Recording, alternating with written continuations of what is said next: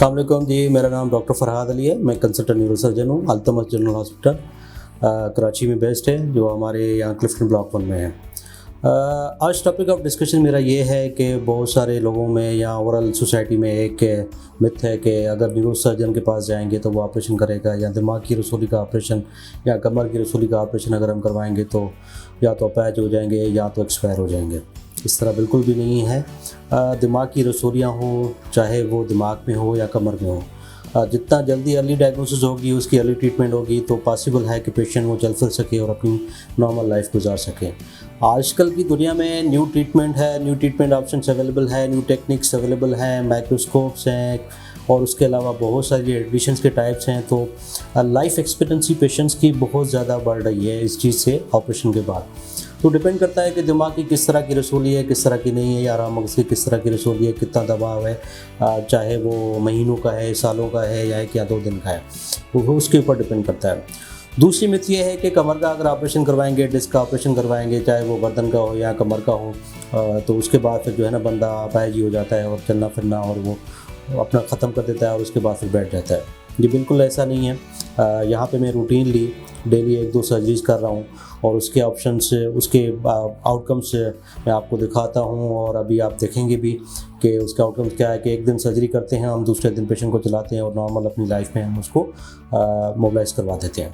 सो पहले पाए वाला एक रूल है कि फ़र्स्ट कम फर्स्ट वाला है कि जितनी तकलीफ़ आपको पहले है फ़ौरन ही आप न्यूरोसर्जन के पास जाएँ, MRI करवाएँ, रिपोर्ट्स करवाएँ। अगर आपको कोई डिस्क का इशू आता है, अगर वो सर्जरी बनती है उसकी, तो सर्जरी करवाएं और अपाहिज होने से बचें। मोस्ट ऑफ द टाइम हमारे पास पेशेंट तभी आते हैं जब वो अपाहिज हो जाते हैं या पाँव कमज़ोर हो जाते हैं या सुनपन बढ़ जाता है, पेशाब पखाना निकल जाता है। उसके बाद फिर हमारे पास आते हैं कि डॉक्टर साहब आप सर्जरी करें और नीचे लाइफ आए।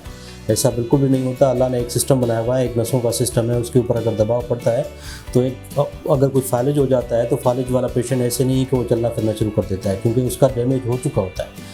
तो बेहतर है कि आप पहले आएँ, पहले पाएँ। और न्यूरोसर्जन कहीं पे भी हो, हमारे यहाँ हॉस्पिटल अल्तमस जनरल हॉस्पिटल, यहाँ पे हर चीज़ अवेलेबल है हमारे पास। अभी इक्विपमेंट अवेलेबल है, स्पेशलाइज्ड ICU है हमारे पास, स्पेशलाइज्ड डॉक्टर्स हैं जो इस चीज़ को ओवरकम कर रहे होते हैं और इन सारे पेशेंट्स को डील कर रहे होते हैं। स्पेशली मैं न्यूरोसर्जन का कैटर देख रहा हूँ, न्यूरोसर्जरी की सारी जितने भी पेशेंट्स हैं वो देख रहा हूँ।